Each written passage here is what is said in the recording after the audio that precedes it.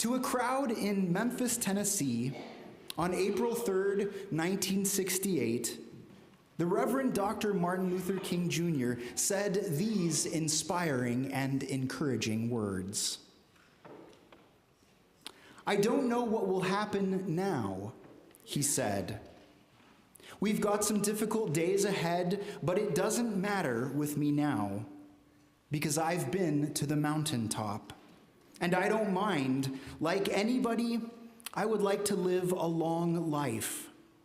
Longevity has its place. But I'm not concerned about that now. I just want to do God's will. And he's allowed me to go up to the mountain, and I've looked over. And I've seen the promised land. I may not get there with you, but I want you to know tonight that we, as a people, will get to the promised land." If you have ever been to a mountaintop, you know that the view is spectacular. You can see out for miles on all sides, and everything looks small. Mountaintop experiences are powerful, and they put things into a different kind of perspective. As noted in the stirring pastoral prayer that I shared from best-selling author Cole Arthur Riley's newest volume, Black Liturgies, Prayers, Poems, and Meditations for Staying Human. Mountaintop experiences are powerful, and they put things into a different kind of perspective.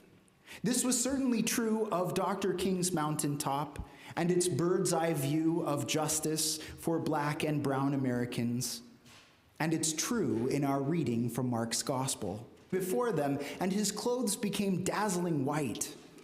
Then Moses, who'd led the Hebrew people out of Egypt and delivered the 10 Commandments, and Elijah, the most important of the ancient, so many others. This is an odd story, and it leaves us with many questions. It's also an anticlimactic story, because nothing really seems to change when they leave the mountain. But it does mark a significant turning point in Jesus' ministry. Like the story of his baptism earlier in Mark's Gospel, this tale signifies a shift in Jesus' life.